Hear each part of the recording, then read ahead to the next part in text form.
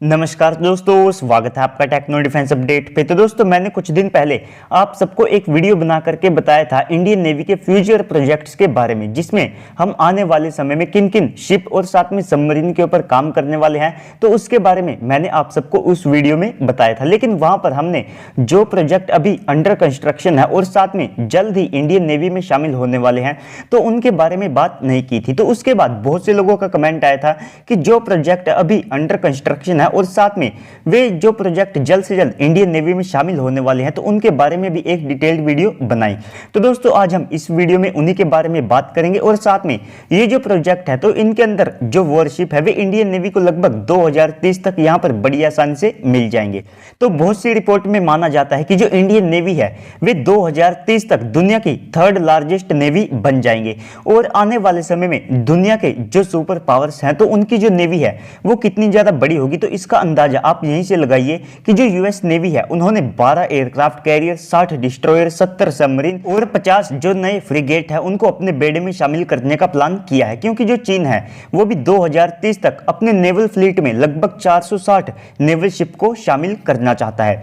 तो Indian navy के लिए अपनी स्ट्रेंथ को बढ़ाना यहां पर और ज्यादा इंपॉर्टेंट हो जाता है, क्योंकि जो चीन है वो भारत का भी सबसे बड़ा दुश्मन है और साथ में आने वाले समय में जिस देश का पानी के ऊपर कंट्रोल होगा वही पूरी दुनिया को कंट्रोल करने वाला है।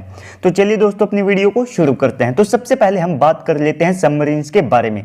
तो यहां पर सबसे पहले आ जाती है आईएनएस अरिहंत क्लास की सबमरीन। तो ये इंडियन नेवी का एक मल्टी बिलियन यूएस डॉलर का प्रोजेक्ट है, जिसके तहत हमने 4 नई जो न्यूक्लियर पावर्ड एसएसबीएन क्लास की जो सबमरीन है वे यहां पर प्लान की है। तो ये जो सबमरीन है ये अपने साथ K4 और साथ में K5 जैसी जो एसएलबीएम मिसाइलें हैं उन्हें कैरी करने में सक्षम होगी। साथ में इस प्रोजेक्ट की जो पहली सबमरीन है जिसे हम आईएनएस अरिहंत के नाम से जानते हैं, तो उसको हमने 2016 में यहां पर पहले से ही कमीशन कर लिया है। इसके बाद जो इसकी सेकंड सबमरीन है यानी कि आईएनएस अरिघट, तो उसको 2017 में लॉन्च किया गया था और साथ में 2018 के बाद उसके जो सी ट्रायल्स हैं उनको यहां पर शुरू कर दिया गया था और इस सबमरीन को इस साल यहां पर अगस्त में कमीशन कर लिया जाएगा।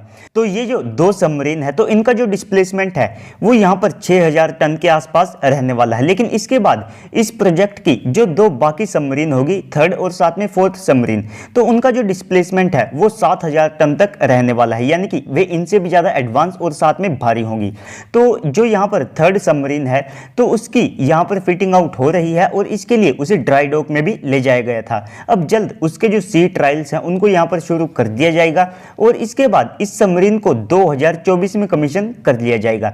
इसके बाद जो चौथी सबमरीन है वो अभी अंडर कंस्ट्रक्शन है, उसको भी 2035 तक यहां पर कमीशन कर लिया जाएगा और इनमें भारत के स्वदेशी 83 मेगावाट के जो न्यूक्लियर रिएक्टर हैं वे यहां पर लगे हैं और इन्हीं की टेक्नोलॉजी से हम S5 क्लास की जो सबमरीन है तो उनके लिए लगभग 190 मेगावाट के जो न्यूक्लियर रिएक्टर है उनको भी बनाने वाले हैं। तो टोटल 4 एसएसबीएन हम 2025 तक अपने बेड़े में शामिल कर लेंगे। तो इसके बाद अगले प्रोजेक्ट में इंडियन नेवी की आ जाती है अटैक सबमरीन। तो देखिए दोस्तों, ये कलवरी क्लास की सबमरीन है। तो इस प्रोजेक्ट के तहत हमने लगभग 6 जो कलवरी क्लास की सबमरीन है इनको यहां पर प्लान किया है।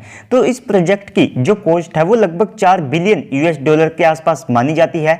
तो डीआरडीओ ने यहां पर एआईपी सिस्टम और साथ में नेक्स्ट जनरेशन की जो लिथियम आयन बैटरीज है उनको यहां पर तैयार कर लिया है, जिसके बाद भारत दुनिया का तीसरा ऐसा देश बन गया है जिसके पास यहां पर लिथियम आयन बैटरी और साथ में एआईपी सिस्टम है। और इससे पहले ये जो टेक्नोलॉजी है ये केवल साउथ कोरिया और साथ में जापान के पास ही थी। तो इस 6 सबमरीन के प्रोजेक्ट में से भारत के पास पहले से ही जो 4 सबमरीन है वे यहां पर एक्टिव है, जिनमें आईएनएस कलवरी को 2017 में कमीशन किया गया था, आईएनएस खंडेरी को 2019 में, आईएनएस करंज को 2021 में और साथ में जो आईएनएस वेला है उसको भी 2021 में यहां पर कमीशन किया गया था। तो इसके बाद जो 5th सबमरीन होगी यानी कि आईएनएस वगीर, तो उसको इस साल अगस्त में कमीशन कर लिया जाएगा और इसके बाद इस प्रोजेक्ट की जो छठी और साथ में लास्ट सबमरीन होगी यानी कि आईएनएस वगशीर, तो उसको 2023 तक यहां पर कमीशन कर दिया जाएगा और ये जो सबमरीन है ये अभी के लिए अंडर कंस्ट्रक्शन है। तो दोस्तों, इन दोनों प्रोजेक्ट के तहत भारत को लगभग जो टोटल 10 सबमरीन है वे यहां पर मिलेगी, जिसमें से 4 एसएसबीएन होगी और साथ में 6 कलवरी क्लास की सबमरीन होगी। तो इसके बाद अब हम बात कर लेते हैं नेवल शिप्स के बारे में। तो सबसे पहले यहाँ पर आ जाता है इंडियन नेवी का प्रोजेक्ट 15B। तो देखिए दोस्तों, ये एक डिस्ट्रॉयर का प्रोजेक्ट है जिसके तहत हमने जो INS विशाखापट्टनम क्लास के जो डिस्ट्रॉयर हैं वे यहाँ पर बनाए हैं। तो इसके तहत टोटल जो 4 नए नेक्स्ट जनरेशन के डिस्ट्रॉयर हैं वे यहाँ पर प्लान किए गए हैं और ये नए गाइडेड मिसाइल डिस्ट्रॉयर यहाँ पर होंगे। तो इन डिस्ट्रॉयर में जो कोलकाता क्लास के जो डिस्ट्रॉयर हैं तो उनसे ज़्यादा जो स्टेल्थ फीचर है उनको इंक्रीज किया गया है। साथ में कई जो नेक्स्ट जनरेशन की टेक्नोलॉजीज है उनको भी यहाँ पर ऐड किया गया है। तो ये NG डिस्ट्रॉयर होंगे जिनका जो डिस्प्लेसमेंट है वो 7,500 से लेकर के 8,000 टन के आसपास होगा। तो इनकी जो रेंज है वो 7,400 किलोमीटर तक होगी। साथ में ये लगातार 45 दिन तक अपने मिशन पर रह सकते हैं और इनके अंदर जो रडार लगा है तो वो लगभग 450 किलोमीटर तक यहाँ पर ट्रैक करने में सक्षम है। और DRDO का इनमें जो शक्ति इलेक्ट्रॉनिक वॉरफेयर सूट है तो उसका भी इसमें इस्तेमाल किया गया है। तो ये अपने साथ 32 बराकेट और साथ में लगभग 16 ब्रह्मोस मिसाइल और 2 HAL के जो ध्रुव हेलीकॉप्टर हैं उन्हें ये अपने साथ कैरी कर सकते हैं। तो इस प्रोजेक्ट का जो पहला डिस्ट्रॉयर है यानी कि INS विशाखापट्टनम तो उसको 2021 में कमीशन कर लिया गया था। जो सेकंड डिस्ट्रॉयर होगा यानी कि INS मुर्मुगाव तो उसको इस साल कमीशन करने का प्लान है। और बात करें उसके अभी के स्टेटस की तो वो अभी अपने सी ट्रायल्स में यहाँ पर हैं। और इसके बाद इस प्रोजेक्ट का जो तीसरा डिस्ट्रॉयर होगा यानी कि INS इम्फाल तो वो अभी फिटिंग आउट में है और उसको भी 2024 तक यहाँ पर कमीशन कर लिया जाएगा। और लास्ट यानी कि चौथा जो डिस्ट्रॉयर होगा यानी कि INS सूरत तो वो भी अभी अंडर कंस्ट्रक्शन है तो उसको भी 2025 तक यहाँ पर कमीशन कर लिया जाएगा। तो यानी कि जो प्रोजेक्ट 15B है जिसके तहत हमने 4 डिस्ट्रॉयर प्लान किए थे तो वे सब हमको 2025 तक यहाँ पर मिल जाएंगे। तो इसके बाद अगला जो प्रोजेक्ट है वो है प्रोजेक्ट 17 अल्फा। तो देखिए दोस्तों, ये जो प्रोजेक्ट है इसके तहत जो इंडियन नेवी है उनको गाइडेड मिसाइल फ्रिगेट मिलने हैं। और इस सब के अलावा आप कह सकते हैं कि ये केवल कहने को फ्रिगेट है क्योंकि इनका जो डिस्प्लेसमेंट है वो 6,700 टन के आसपास होगा जो कि यहाँ पर हमारे विशाखापट्टनम क्लास के जो डिस्ट्रॉयर हैं उनके आसपास ही है। और साथ में ये जो फ्रिगेट हैं ये भी 450 किलोमीटर तक ट्रैक करने वाले ELM 2248 MF star band radar से लैस होंगे और साथ में 32 बराक ER मिसाइलों को कैरी करेंगे और लगभग 18 जो ब्रह्मोस मिसाइलें हैं और साथ में जो 2 ध्रुव हेलीकॉप्टर हैं उन्हें ये अपने साथ कैरी करने में सक्षम होंगे। यानी कि आप कह सकते हैं कि केवल कहने को फ्रिगेट होंगे, ऑलमोस्ट आप इनको डिस्ट्रॉयर मान सकते हैं। तो मेनली ये यहाँ पर नीलगिरी क्लास के फ्रिगेट होंगे और ऐसे टोटल जो 7 फ्रिगेट है वे यहाँ पर प्लान किए गए हैं। और इस प्रोजेक्ट का जो पहला फ्रिगेट यानी कि INS नीलगिरी है तो उसको इस साल कमीशन कर लिया जाएगा। और जो सेकंड यहाँ पर जो फ्रिगेट है यानी कि INS हिमगिरी तो उसको 2023 तक कमीशन कर लिया जाएगा। तो बाकी का जो प्रोजेक्ट है तो उस प्रोजेक्ट में यहाँ पर भारत के 2 शिपयार्ड है जिसमें मंझगांव डॉकयार्ड के साथ यहाँ पर जो GRSE है ये भी यहाँ पर इस प्रोजेक्ट में शामिल है। तो ये दोनों मिलकर के अलग अलग जगह पर जो ये फ्रिगेट है इनको यहाँ पर बनाएंगे, जिसमें से कुछ जो फ्रिगेट है उनको यहाँ पर जो मंझगांव डॉकयार्ड है वो बनाएगा और कुछ को यहाँ पर जो GRSE है वो यहाँ पर बनाएगा। तो टोटल जो 7 फ्रिगेट है उनको यहाँ पर 2025 तक कमीशन कर लिया जाएगा। और ऐसा इसीलिए पॉसिबल है क्योंकि इनको 2 शिपयार्ड मिलकर के बनाएंगे। तो ये सारे उदयगिरी क्लास के नाम से जाने जाएंगे। तो इसके बाद अगला जो प्रोजेक्ट है जो कि अंडर कंस्ट्रक्शन है तो वो है यहाँ पर तलवार क्लास। तो देखिए दोस्तों, ये भी स्टेल्थ गाइडेड मिसाइल फ्रिगेट है जिनका जो डिस्प्लेसमेंट है वो यहाँ पर 4,000 टन के आसपास है। तो ऐसे टोटल 10 फ्रिगेट को यहाँ पर इंडियन नेवी ने प्लान किया है और इनको यहाँ पर अलग अलग बैच में जो है डिलीवर किया जाएगा। तो सबसे पहले यहाँ पर जो शुरुआत के 3 फ्रिगेट है तो उनको यहाँ पर रूस का जो शिपयार्ड है जिसे हम बाल्टिक शिपयार्ड के नाम से भी जानते हैं तो उन्होंने यहाँ पर बनाए हैं। तो इन फ्रिगेट को जो इंडियन नेवी है उन्होंने 2003 और साथ में 4 में कमीशन कर लिया था। तो इसके बाद के जो 3 और यहाँ पर फ्रिगेट है तो उनको भी रशियन यंत्र शिपयार्ड ने बनाया है जिनको 2012 और साथ में 13 में कमीशन किया गया था। तो बाकी के जो 2 फ्रिगेट हैं जो रूस है वो हमको यहाँ पर 2022 और साथ में 23 में दे देगा। और लास्ट के जो 2 और फ्रिगेट होंगे तो उनको जो भारत का खुद का गोवा शिपयार्ड है वो यहाँ पर बनाएगा तो उनको भी 2026 तक यहाँ पर कमीशन कर लिया जाएगा। तो टोटल ये जो 10 के 10 फ्रिगेट है भारत इनको 2026 तक कमीशन कर लेगा। तो ये जो फ्रिगेट हैं ये अपने साथ एक हेलीकॉप्टर को भी ले जा सकते हैं जो कि HAL का ध्रुव हो सकता है, KA-28 हो सकता है या फिर Ka-38 हेलीकॉप्टर भी यहाँ पर हो सकता है। तो इसके अलावा ये लगभग 8 जो ब्रह्मोस है उनसे से भी लैस हो सकते हैं। तो इसके बाद अगला जो शिप है वो है यहाँ पर INS विक्रांत और साथ में कुछ कॉर्वेट।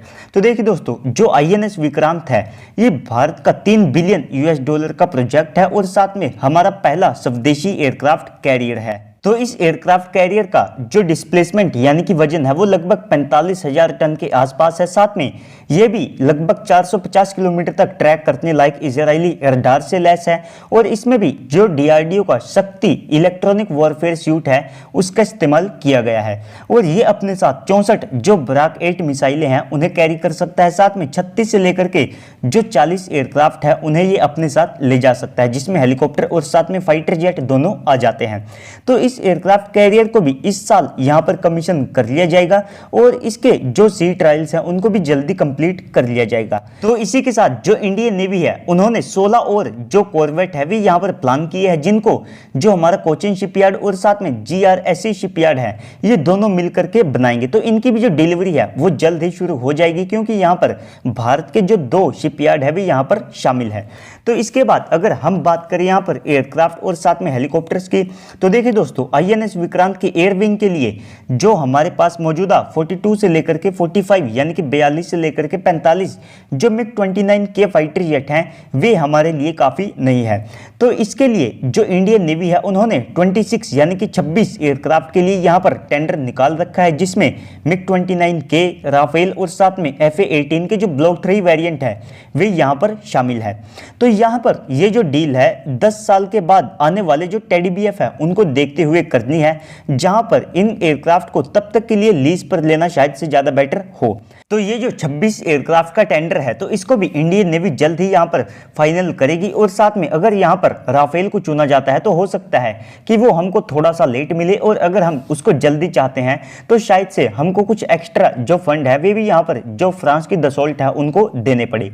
इसके अलावा जो राफेल है वो यहां पर फोल्डेबल विंग्स के साथ भी नहीं आता है, लेकिन जो MiG-29 के और साथ में जो FA-18 सुपर हॉर्नेट है वे फोल्डेबल विंग के साथ भी आते हैं। साथ में उनकी जो डिलीवरी है वो भी यहां पर हमको राफेल से कहीं ज्यादा जल्दी मिल जाएगी। तो इसके बाद जब डोनाल्ड ट्रंप भारत आए थे तो उस विजिट के दौरान भारत ने USA से जो 24 MH-60R रोमियो हेलीकॉप्टर है तो उनको भी यहां पर खरीदा था।